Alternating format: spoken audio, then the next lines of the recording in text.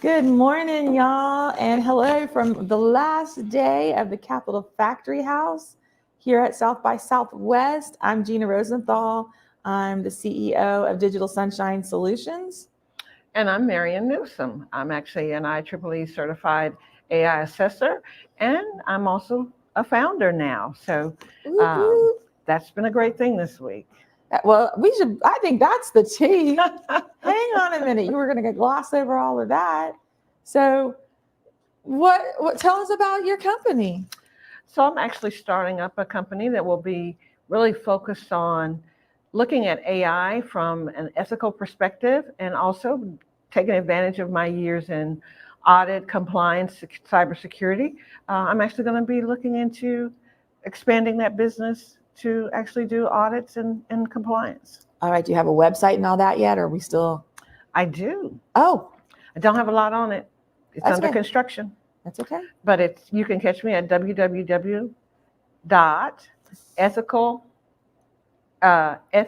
matters in technology. Say it all again. Say the whole thing again.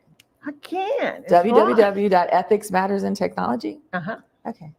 So I'll be sure to put it up on the website. Yeah, we'll have the links. So I've been inspired by the stories we've heard this week, and just the demand for different services within tech. Yeah, we definitely heard that this week. There is so much demand for services around AI, just kind of basics to get people past, from basics to get people past the hype of what is AI? Am I really behind now? What do I do? All the way to people to a place where they've got their data ready and they're ready to start, making sense out of that data by running some AI algorithms. So I think we've seen this week for sure there is a huge gap in what's needed and what's being hyped. Right. And so I think the hype is really kind of covering up just some of the basic infrastructure that will be needed for this new wave in tech. We've kind of talked about the impact of AI on the environment, on the people this week, the data, the security of it, but those basic needs that you have to build that infrastructure, and even those communities to support technology going forward. Yeah, I think we're going to need communities for sure. I know one of the stories that we wanted to talk about this morning was, it is one of those cases, like what, if we don't know what we don't know, how do we know how to protect our personal and business data? And how do we know what we're getting into when we do the clickety-click past the user agreements now with companies? And there's a lawsuit being filed now against Microsoft and AI. I don't know, do you want to cover the basics of it since this is your real domain?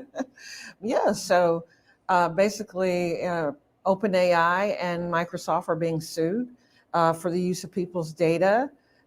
They collected data in the beginning when they started to develop OpenAI. They had you guys, the users, agree to terms of services where you agree to share your data, family photos, medical photos, trade secrets, etc., with them in order for them to build new technology. That new technology actually became OpenAI. And so when you gave consent, did you really know that 10 years down the line that it would actually be used to build the GPTs of the world? And then, oh, by the way, we've got your money once, we'll sell your data back to you so you can go in and put the little prompt, how do I whatever. Yeah, do whatever. That's really messed up when you think about it. So I want to be really clear, because I know when I was doing product marketing for Spanning, which was a backup product for Office 365, which is the professional grade version.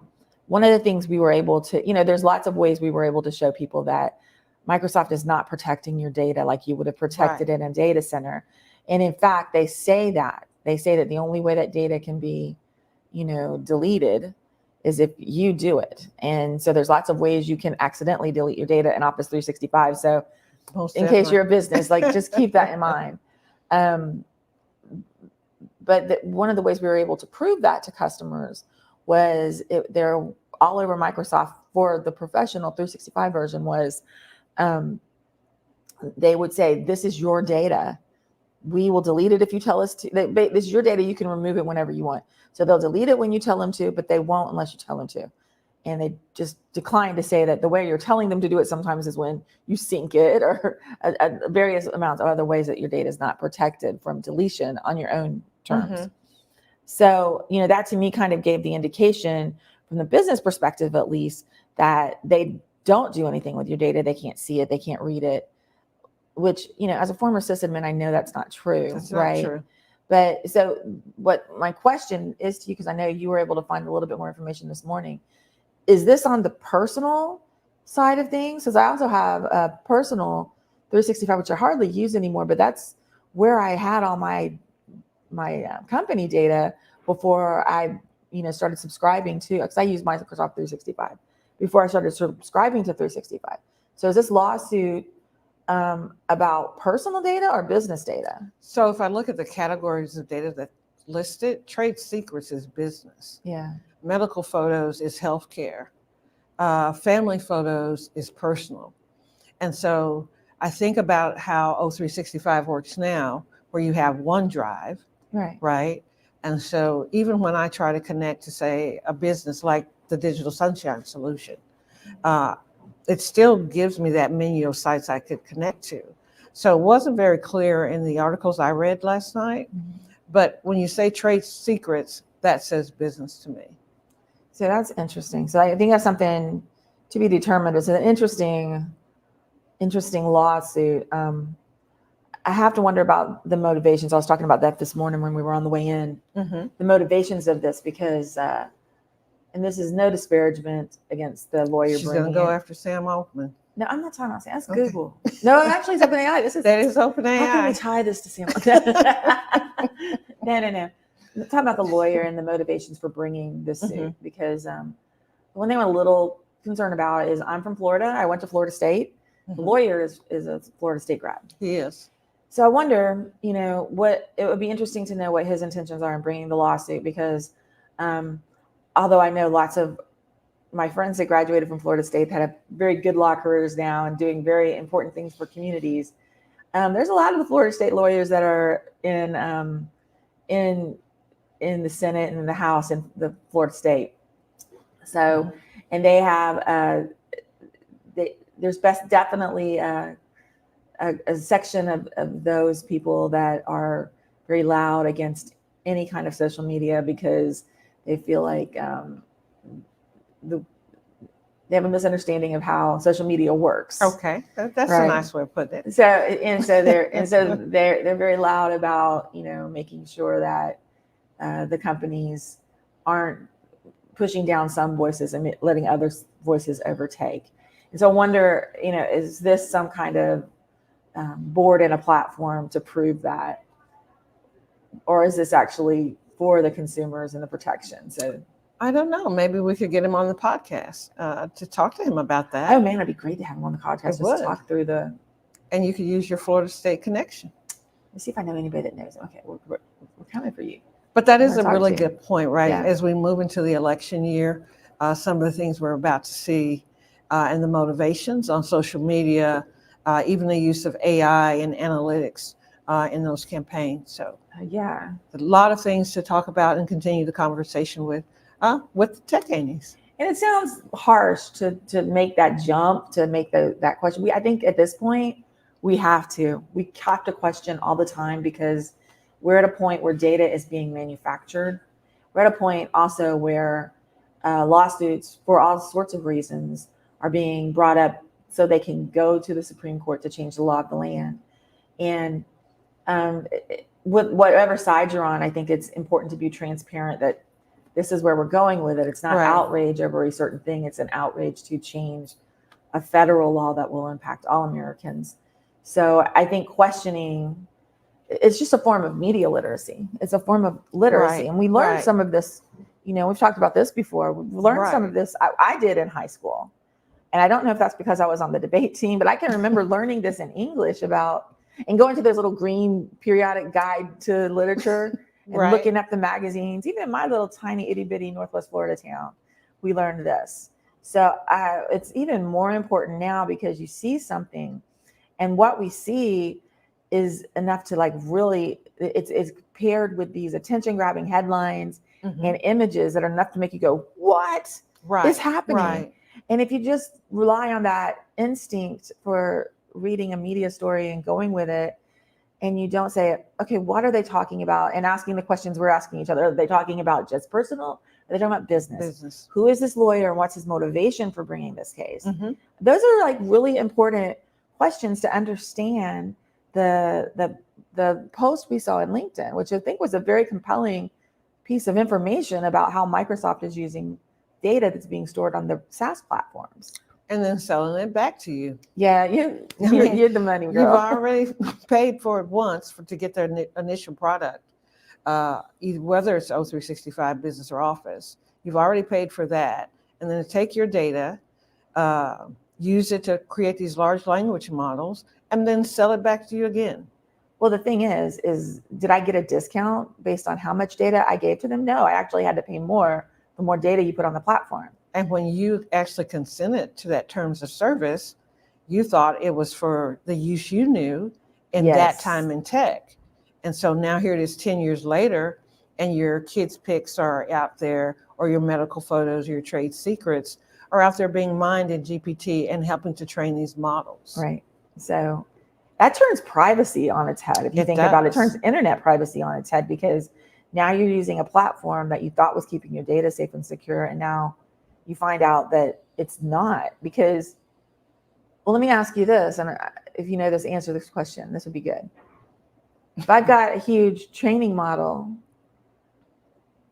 is that, once that's cleaned up and tagged and everything, does that become a honeypot, or is it too big to become a honeypot? I don't know, but that's a good question. So I'll try to find out more about that. Well, then more than that, right? But if you think about it, I would think it is. It would be a great honeypot. It's huge to crack and actually extract what you want. Extract data. If you could get to the data, what you want and who you want. Remember, your Microsoft accounts are tied to email addresses. Because you wouldn't even need, just thinking this through from a technical standpoint, right?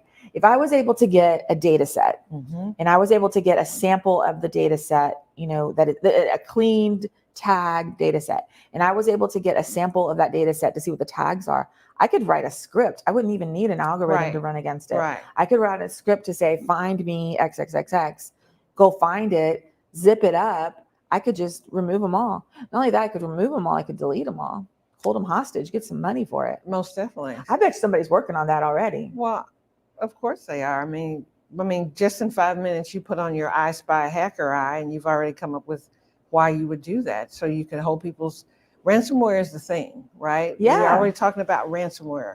And for people who don't know what that is, that's when you go to some site or get some link and it says, oh, click here to get, free Costco cards, and it's not Costco.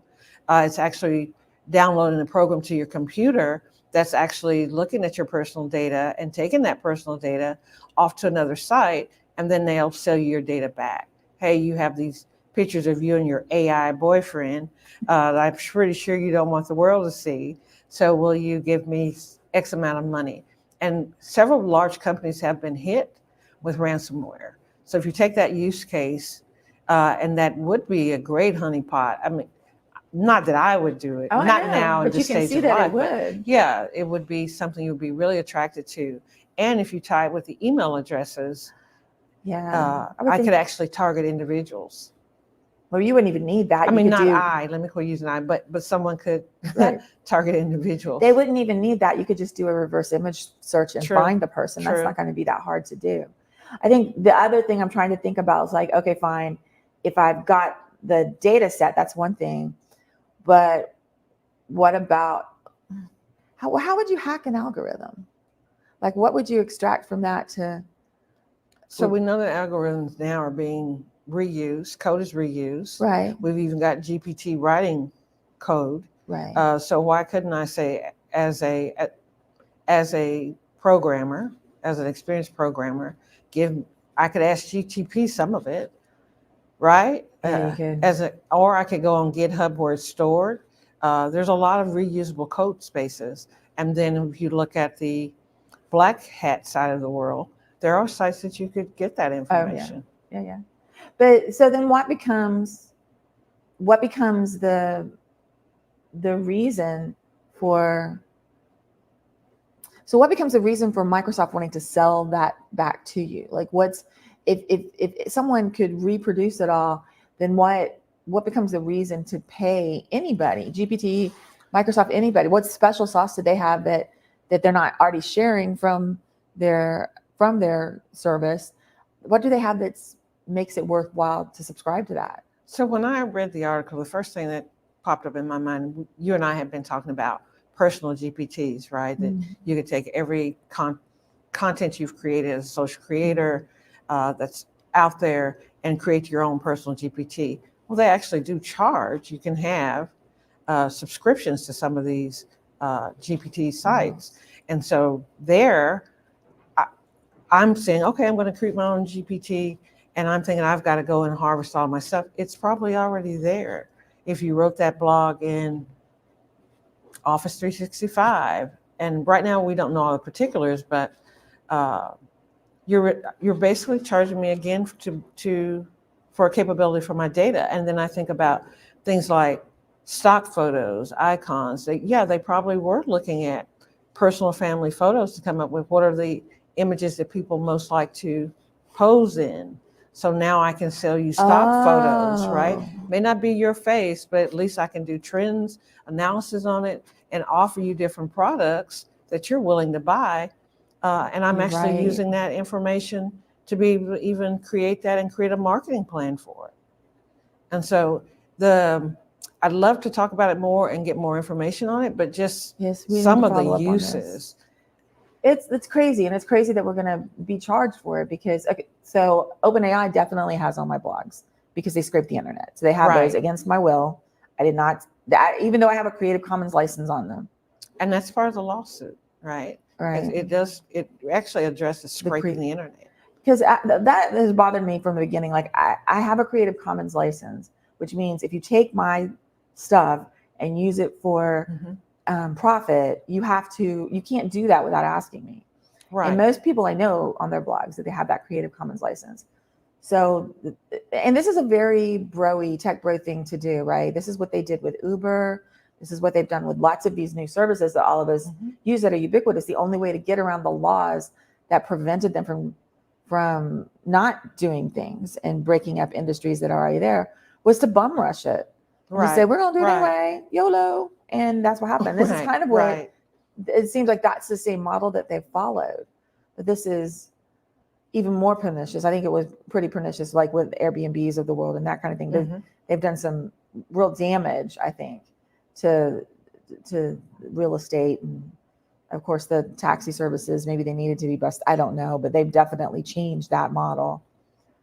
So this is something that's so much wider than that, though. They're talking about any type of information. Why would I have to pay Microsoft anything for any of their GPT stuff? Because this is capitalism.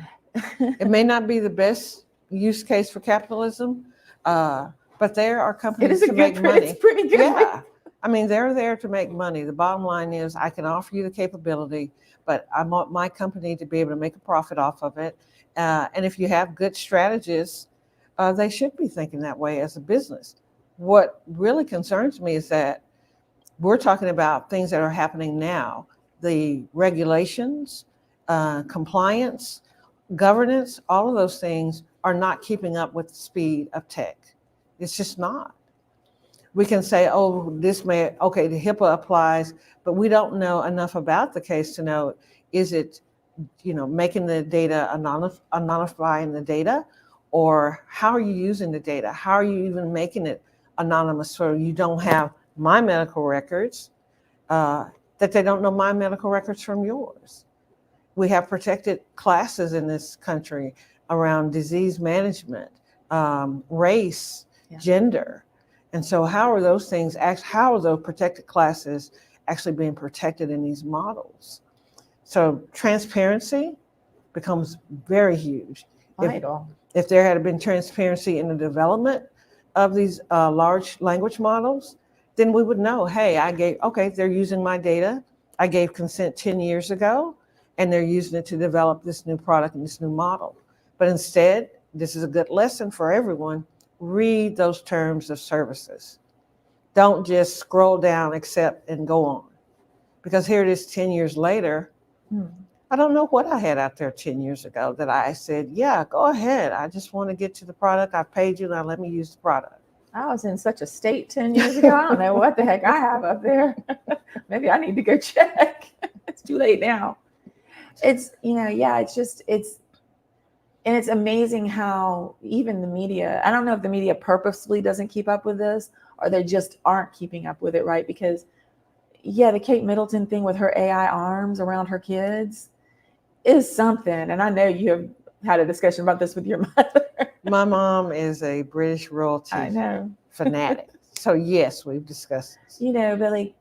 But it's interesting. Poor lady, leave her alone. And why is that such a big deal? And you're not even talking about really what the big deal is about that. She wants y'all to leave her alone, and she used some AI to make a nice little picture. Good for her. Leave her alone. But is that the that we're not kind of framing even that little issue the way it should be? Why should, if she did it and it's because she wants y'all to shut up and let her live her life, shut up and let her live her life. Good for her, right? That's how I feel about that one. Or then any other issue that we kind of are seeing that gets blown into just extraordinarily, who cares? When this is a huge issue. So what I will say about the Kate Middleton thing. Okay. Yes, I've seen the picture at Mass. What I thought was the ray of sunshine out of all of that is that Reuters and AP actually stepped up and said, hey, it's a fake photo. We're not going to use it. Okay. Which you rarely see them do now. Yeah. We live in a world where we talk about fake news. Yeah. And so for those big media agencies to say, okay, we're not going to use it. We know it's not a genuine picture. Right. So that was the ray of sunshine in all of that. Even though I'm tired of hearing about it, it is definitely the ray of sunshine in all of that. It's true. Oh my goodness. But I do think that our media can't keep up with the reporting on this.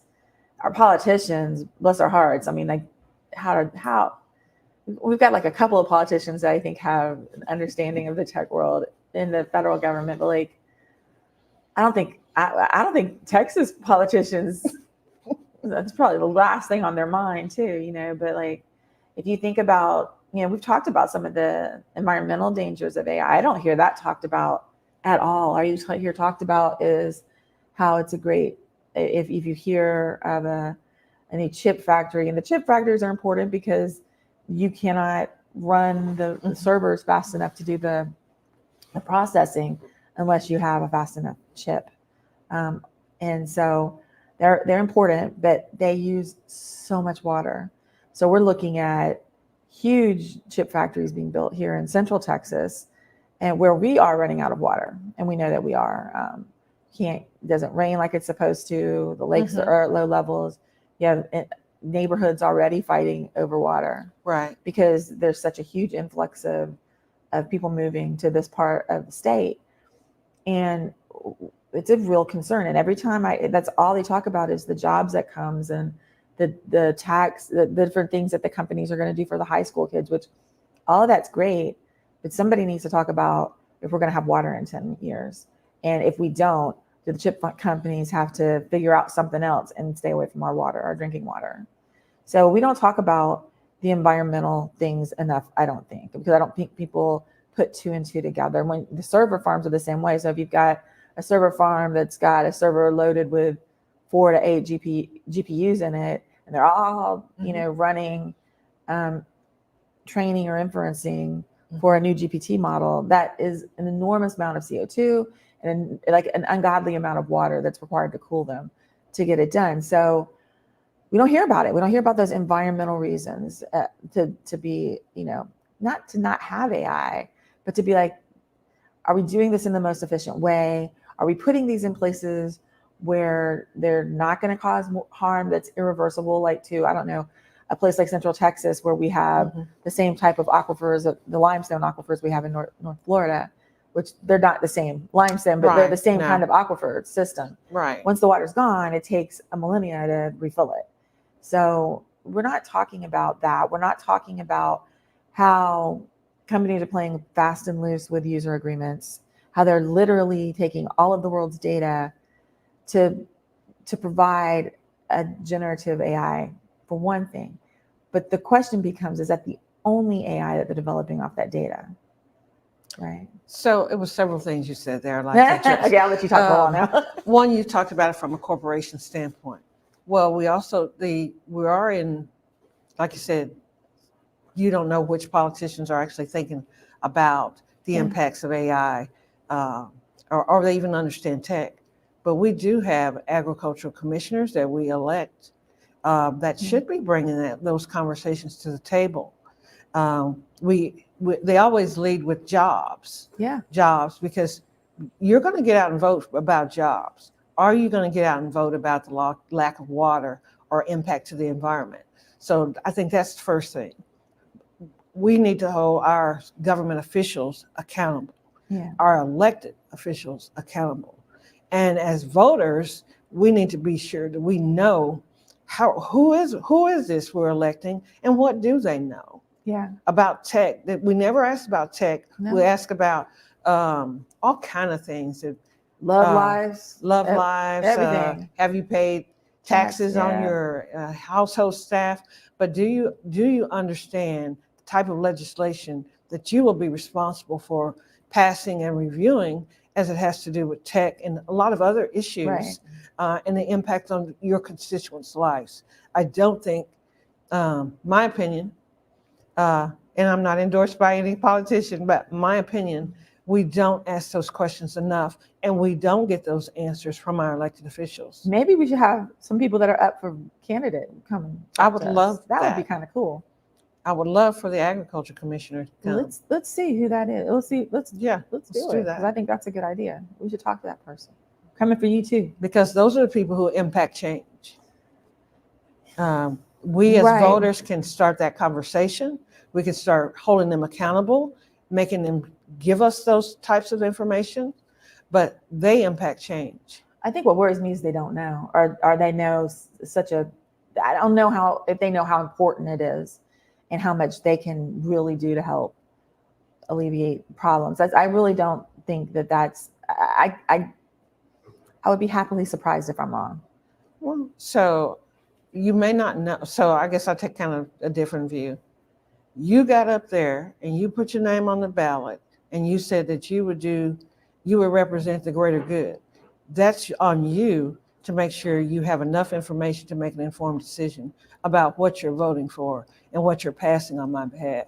Well, then maybe we need to make sure that they have a good information source and we can be that information source. So it'd be great to have them on and find out what sources of information are you using. Okay. Is it those paid sources that if I as a company come to you saying, hey, I really need this new server farm in Central Texas, this is the impact to your constituents, all I talk about is jobs. Yeah.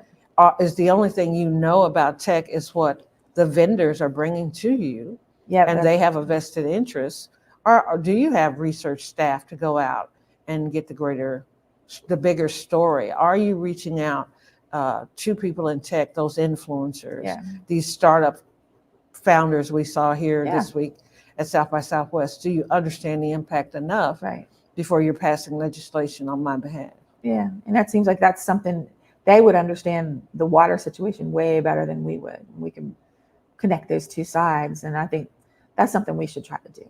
That would be cool. Yeah, I think you bring a ray of sunshine to that whole situation. I think I'm a little bit more skeptical. Well, you got to try. Yeah, you got to try. You got to try. You can't. It's real hard to go and talk.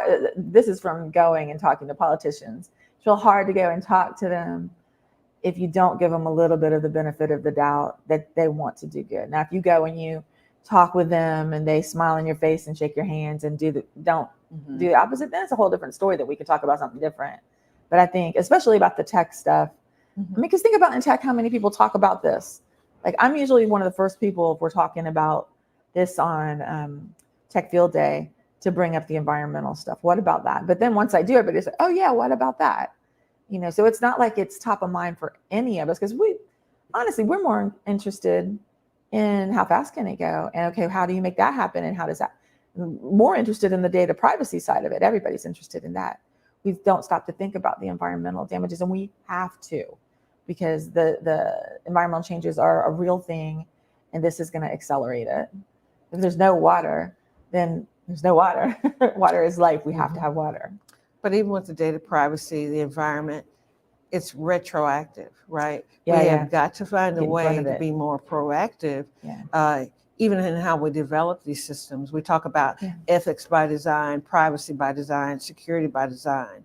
But all design starts with, how can I make money?